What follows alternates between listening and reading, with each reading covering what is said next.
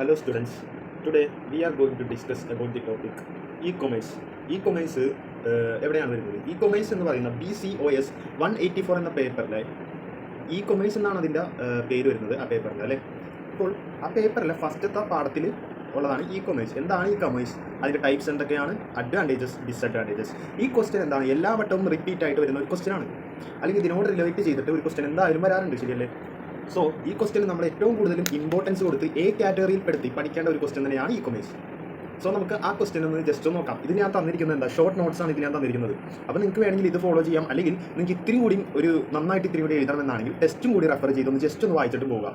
ഇതൊന്ന് പഠിക്കുക, അതുപോലെ ടെസ്റ്റും കൂടി ഒന്ന് റെഫർ ചെയ്തിട്ട് പഠിച്ചുകൊണ്ട് പോവുകയാണെങ്കിൽ നിങ്ങൾക്ക് നല്ല രീതിയിൽ ഇതിനേൽ കുറച്ചൊരു മുൻപന്തിയിൽ നിങ്ങൾക്ക് സ്കോർ ചെയ്യാൻ പറ്റും. ഇതിപ്പോൾ നിങ്ങൾ ഒട്ടും പഠിച്ചിട്ടില്ല അങ്ങനെയുള്ളവർക്ക് വേണ്ടിയുള്ള ഒരു ഷോർട്ട് നോട്ടാണിത്. ഈ കുറഞ്ഞ നേരം കൊണ്ട് ജസ്റ്റ് ഒന്ന് വായിച്ചാൽ ഓർത്തെടുക്കാൻ പറ്റുന്ന രീതിയിലാണ് ഇത് പ്രിപ്പയർ ചെയ്തിരിക്കുന്നത്. സോ നമുക്ക് ജസ്റ്റ് ക്ലാസ്സിലോട്ട് പോകാം, കാര്യങ്ങൾ നമുക്ക് നോക്കാം. Okay, so what is e-commerce? എന്താണ് ഇ-കൊമേഴ്സ്? ഇ-കൊമേഴ്സ് എന്ന് പറഞ്ഞാൽ എന്താ, ഇലക്ട്രോണിക് കൊമേഴ്സ് അല്ലെ, means buying and selling of goods and services using the internet.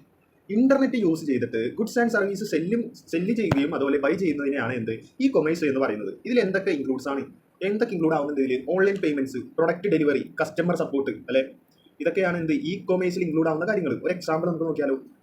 U order a churidar from മിന്ത്രയിൽ നിന്ന് നിങ്ങളൊരു ചുരിദാർ ഓർഡർ ചെയ്യുകയാണ്. ഗൂഗിൾ പേ വഴിയാണ് നിങ്ങളത് ഓർഡർ ചെയ്യുന്നത്.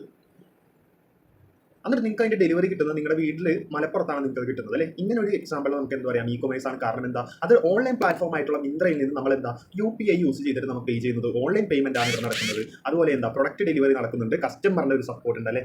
അപ്പോൾ ഇതാണ് ഇ-കൊമേഴ്സ് ചുരുക്കി പറഞ്ഞാൽ. ഇത് ജസ്റ്റ് സിമ്പിൾ ആയിട്ട് എഴുതിയിരുന്നതാണ്. നിങ്ങൾക്ക് നന്നായിട്ട് ഇലാബറേറ്റ് ചെയ്യണമെങ്കിൽ എന്താ, ഇതിന് ജസ്റ്റ് ഒന്ന് ടെസ്റ്റ് വായിക്കുക. ഇനി ഇത് എന്തൊക്കെ ടൈപ്സുകളാണ് ഉള്ളത്? ഒന്ന് B2B, ബിസിനസ് ടു ബിസിനസ്. എന്താ, one business sells to another അല്ലെ. അതിന്റെ എക്സാമ്പിൾ നോക്കിയേ. A Kerala wholesaler buying rice from a Tamil Nadu rice mill via and online portal. ഒരു കേരള ഹോൾസെയിലർ തമിഴ്നാടിൽ നിന്ന് എന്താ റൈസ് വാങ്ങുകയാണ്. അതെന്താ, ഓൺലൈൻ വഴിയാണ് വാങ്ങുന്നത്. Okay, one business sells to another, business to business. Okay, ഇ-കൊമേഴ്സിൽ തന്നെ എന്താ ബിസിനസ് ടു ബിസിനസ് ഉണ്ട്. അതായത് നമ്മളിപ്പോൾ ഹോൾസെയിലേഴ്സിൻ്റെ ഇത് മേടിച്ചിട്ട് നമ്മൾ റീറ്റെയിൽ ആയിട്ട് വിൽക്കില്ലേ, അത് തന്നെയാണ് B2B എന്ന് പറയുന്നത്. അപ്പോൾ ജസ്റ്റ് ഇത് മനസ്സിലാക്കുക, ഇത് ഡീപ്പായിട്ട് എഴുതുക. ഇനി ബിസിനസ് ടു കൺസ്യൂമർ, എന്താ നമ്മൾ ഒരു പ്രൊഡക്റ്റ് സെല്ല് ചെയ്യുന്നത് കസ്റ്റമറിനാണ്, ടു എൻഡ് കസ്റ്റമറിനാണ്. അയാൾക്ക് കസ്റ്റമറിനെ നമ്മൾ സെല്ല് ചെയ്താൽ, ആ കസ്റ്റമറിനെ സെല്ല് ചെയ്ത അയാൾ എന്താ, അയാൾ പിന്നീട് അത് വേറെ ആയിരിക്കും സെല്ല് ചെയ്യാൻ പോകുന്നില്ല. അതായത് ഫ്ലിപ്കാർട്ടിൽ നിന്ന് ഒരു ഫോൺ വാങ്ങുകയാണ്. ഓക്കെ, ഫ്ലിപ്കാർട്ടിൽ നിന്ന് നമ്മൾ എന്താ ഓൺലൈൻ ഇ-കൊമേഴ്സ് ആണ് നമ്മൾ പഠിക്കുന്നത്. ഓക്കെ, ഇ-കൊമേഴ്സ് ആയിട്ട് ബന്ധപ്പെട്ട് വേണം നമ്മുടെ ആൻസർ വരെ. So you buy a phone from ഫ്ലിപ്കാർട്ടിൽ നിന്ന് ഒരു ഫോൺ വാങ്ങുകയാണ്. അതെന്താ, പിന്നീട് നിങ്ങൾ അത് വിൽക്കാനുള്ള ചാൻസ് ഒന്നുമില്ല. ഇനി നിങ്ങൾ വിൽക്കുകയാണെന്ന് കരുതുക, അപ്പോഴാണ് C2C വരുന്നത്. അതെന്താ, കൺസ്യൂമർ ടു കൺസ്യൂമർ. നിങ്ങൾ ആ ഫോൺ മേടിച്ചു, ഇനി നിങ്ങൾ അത് വിൽക്കുകയാണ് OLX അല്ലെങ്കിൽ ഫേസ്ബുക്ക് മാർക്കറ്റ് പ്ലേസിലൂടെയൊക്കെ വിൽക്കുകയാണെങ്കിൽ നമുക്ക് അതിന് എന്ത് പറയാം, C2C എന്ന് പറയുക. ഇനി നിങ്ങൾ അത് വിൽക്കുന്നില്ലെങ്കിൽ എന്താ, ബിസിനസ് ടു സി അല്ല B2C, ബിസിനസ് ടു കൺസ്യൂമർ എന്ന് പറയും. So C2C, consumer to consumer എന്നാണ് people sell to other people. Okay, ഇനി നാലാമത് എന്താ, C2B, consumer to business. A person offer product or service to a company. ഒരു consumer ബിസിനസ്സിന് offer ചെയ്യുന്നതിനാണ് എന്ത് പറയുന്നത്, C2B എന്ന് പറയുന്നത്. A person offer product or service to a company. Example എന്താ, a freelancer graphic designer from Thrissur create a logo for a startup. ഒരു graphic designer, freelance ചെയ്യുന്ന ഒരു ഗ്രാഫിക് ഡിസൈനർ തൃശ്ശൂരിൽ നിന്ന്, അതൊന്നും നോക്കണ്ട, ഒരു ലോഗോ ക്രിയേറ്റ് ചെയ്യുകയാണ് എന്തിന്, സ്റ്റാർട്ടപ്പിന് വേണ്ടിയിട്ട്. ഓക്കെ, ഇങ്ങനെയുള്ളതൊക്കെ എക്സാമ്പിളൊക്കെ നമുക്ക് കൊടുക്കാം. ഇനി B2G എന്ന് പറഞ്ഞാൽ ബിസിനസ് ടു ഗവൺമെന്റ്, ബിസിനസ്സിൽ നിന്ന് ഗവൺമെന്റിലോട്ട്. ബിസിനസ് പ്രൊവൈഡ് ചെയ്യുകയാണ് ഗുഡ്സോ സർവീസോ, അതായിരിക്കാം ഗവൺമെന്റിൽ പ്രൊവൈഡ് ചെയ്യുകയാണെങ്കിൽ അതിനെയാണ് ബിസിനസ് ടു ഗവൺമെന്റ് എന്ന് പറയുന്നത്. A company supply computers to Kerala police through government market place. ഈ ഗവൺമെന്റിന്റെ മാർക്കറ്റ് പ്ലേസിലൂടെ ഒരു കമ്പനി കമ്പ്യൂട്ടേഴ്സ് കേരള പോലീസിന് കൊടുക്കുകയാണ്. അവിടെ എന്ത് വന്നു, ഇ-കൊമേഴ്സ് ഒന്നും അല്ല, മാർക്കറ്റ് പ്ലേസിലൂടെ അല്ല അത് കൊടുക്കുന്നത്. സോ അങ്ങനെ ഈ 5 എണ്ണമാണ് ഉള്ളത്. ഇതെന്താ, വെറും ഡീറ്റെയിൽ കാര്യം മാത്രമേ ഉള്ളൂ. ഇത് എന്താണ് എന്ന് മാത്രം. ഡീപ്പായിട്ട് എഴുതണമെങ്കിൽ ടെസ്റ്റ് തന്നെ നോക്കേണ്ടി വരും. ഇനി ഇതിൻ്റെ ഒപ്പം തന്നെ ചോദിക്കാൻ ചാൻസ് ഉള്ളതാണ് അഡ്വാൻറ്റേജസ് ഓഫ് ഇ-കൊമേഴ്സ്. ഇ-കൊമേഴ്സിൻ്റെ അഡ്വാൻറ്റേജസ് എന്തെല്ലാം, എന്താണ്, 24/7 അവൈലബിലിറ്റി ആണ്. 24 മണിക്കൂറും നമുക്ക് അവൈലബിൾ ആണ് ഇ-കൊമേഴ്സ് ആക്സസ് ചെയ്യാൻ വേണ്ടി. നിങ്ങൾക്ക് രാത്രി ഫുഡ് കഴിക്കാൻ പോകുന്നു, നിങ്ങൾക്ക് എന്ത് ചെയ്യാം, സൊമാറ്റോയിൽ നിന്ന് ഓർഡർ ചെയ്യാം. ഇനി എന്താ, കൺവീനിയൻറ്റ് ഷോപ്പിംഗ് ആണ്. No need to visit shop. നിങ്ങൾക്ക് എന്തെങ്കിലും ഒരു ഫോൺ വാങ്ങണം അല്ലെ, ഒരു ഫോൺ വാങ്ങണം, അല്ലെ നിങ്ങൾ ഈ ഫോൺ യൂസ് ചെയ്യുന്നുണ്ടെങ്കിൽ വേറൊരു ഫോൺ വാങ്ങണം. അപ്പോൾ എന്ത് ചെയ്യാം, നിങ്ങൾക്ക് ആ ഷോപ്പിലൊന്നും വിസിറ്റ് ചെയ്യേണ്ട കാര്യമില്ല അല്ലെ, ജസ്റ്റ് ഫ്ലിപ്കാർട്ട് എടുക്കുക, ഓർഡർ ചെയ്യുക. Wider choice can between hundreds of saris online. അതെന്താ സംഭവം, ഒരു പ്രൊഡക്റ്റ് തന്നെ ഉദ്ദേശിച്ച് ജസ്റ്റ് സാരി കൊടുക്കുന്നുള്ളൂ. അതായത് നിങ്ങൾക്ക് ഒരു സാരി നിങ്ങൾ വാങ്ങാൻ പോകുന്നു അല്ലേ, അങ്ങനെയെങ്കിൽ നിങ്ങൾക്ക് എന്താ അവിടെ ലോട്ട് ഓഫ് കൺഫ്യൂഷൻ ആണ്, എന്താ ലിമിറ്റഡ് കളക്ഷൻ ആണ് അവിടെ ഉള്ളത്. പക്ഷേ നിങ്ങൾ ഒരു ഇ-കൊമേഴ്സ് പ്ലാറ്റ്ഫോമിൽ കയറി സാരി നോക്കുകയാണ്, അവിടെ എന്താ ഹൺഡ്രഡ്സ് ഓഫ് സാരീസ് അല്ലെങ്കിൽ അതിൻ്റെ മേളിലുണ്ടാവില്ലേ? നിങ്ങൾക്ക് അതിൽ നിന്ന് വൈഡർ ചോയ്സ് ആണ്. നിങ്ങൾക്ക് അതിൽ നിന്ന് ഒരു ബെറ്റർ ആയിട്ട് ഒരെണ്ണം ചൂസ് ചെയ്യാൻ സാധിക്കും. പ്രൈസ് കമ്പാരിസൺ നിങ്ങൾക്ക് എന്ത് ചെയ്യാം? പ്രൈസ് കമ്പയർ ചെയ്യാൻ പറ്റും.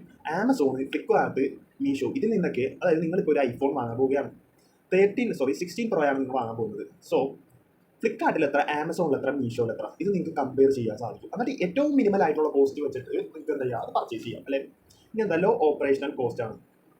നിങ്ങളൊരു ഇ-കൊമേഴ്സ് ബിസിനസ് നടത്തുകയാണെന്ന് കരുതുക. നിങ്ങൾക്ക് എന്ത് വേണ്ട? ഷോറൂം വേണ്ട, അധികം സ്റ്റാഫ് വേണ്ട, 1-2 സ്റ്റാഫ് മാത്രം മതി നിങ്ങൾക്ക് ഇതൊക്കെ റൺ ചെയ്യാൻ വേണ്ടിയിട്ട്, അല്ലെ ചെറിയൊരു ഇ-കൊമേഴ്സ് സ്ഥാപനമാണെങ്കിൽ. സോ ഈ 5 അഡ്വാൻറ്റേജസ് ആണ്. അത്യാവശ്യം പോയിന്റ്സ് തന്നെ ഉണ്ട് ഇതിൽ. അതുകൊണ്ട് ജസ്റ്റ് ഇതൊക്കെ ഒന്ന് ഡീപ്പായിട്ട് ചെയ്തേണ്ട ആവശ്യം മാത്രമേ ഉള്ളൂ. ഇത് തന്നെയാണ് മെയിൻ ചെയ്യുക. ഇതൊന്ന് ഡീപ്പായിട്ട് നിങ്ങളുടേതായിട്ടുള്ള രീതിയിൽ എഴുതുക. ഇനി ഡിസ്അഡ്വാൻറ്റേജസ്, അല്ലെ ഏതൊരു കാര്യത്തിനും നെഗറ്റീവ് ഉണ്ടാവും, പോസിറ്റീവ് ഉണ്ടാവും. അതിനുള്ള നെഗറ്റീവ്സ് ആണ് ഇനി നോക്കുന്നത്. Disadvantages: no physical inspection cannot touch or test before buy. നമ്മളൊരു സാധനം ഫ്ലിപ്കാർട്ടിൽ നിന്നോ ആമസോണിൽ നിന്നോ ഓർഡർ ചെയ്യുകയാണ്, അല്ലെ? അവിടെ ഒരു ലിമിറ്റേഷൻ എന്താ വരുന്നത്? നമുക്ക് അത് തൊട്ട് നോക്കി നല്ലതാണോ അല്ലെങ്കിൽ അത് ടെസ്റ്റ് ചെയ്യാനോ ഒന്നും സാധിക്കില്ല. പക്ഷേ നിങ്ങളൊരു ഫോണിൻ്റെ ഷോറൂമിലോട്ടാണ് നേരെ പോകുന്നതെങ്കിൽ നിങ്ങൾക്ക് എന്ത് ചെയ്യാം? ആ ഫോൺ ഒന്ന് ജസ്റ്റ് ഒന്ന് ടച്ച് ചെയ്ത് നോക്കാം, അതുപോലെ അവിടെ ഒന്ന് യൂസ് ചെയ്ത് നോക്കാം, വേണമെങ്കിൽ ഒരു ഗെയിം കളിച്ച് നോക്കാം, ക്വാളിറ്റി ചെക്ക് ചെയ്ത് നോക്കാം, എല്ലാം നിങ്ങൾക്ക് സാധിക്കും. പക്ഷേ ഈ കൊമേഴ്സിലൂടെ അത് സാധിക്കില്ല. അവിടെ വന്നു കഴിഞ്ഞ് നിങ്ങൾക്ക് റിട്ടേൺ അടിക്കാം, അല്ലേ? പിന്നെ എന്താ? Internet dependency. Without net no order. നിങ്ങൾക്ക് ഇൻ്റർനെറ്റ് ആക്സസ് ഇല്ലെങ്കിൽ എന്ത് ചെയ്യാൻ സാധിക്കില്ല? ഒരു ഓർഡർ പ്ലേസ് ചെയ്യാൻ സാധിക്കില്ല. Okay. Delivery delays. Heavy rain in Kerala may delay Amazon orders. ശരിയല്ലേ? ഹെവി റെയിനുള്ള സമയത്ത് എന്താ? ഓർഡറുകൾ ഡിലേ ആകാം.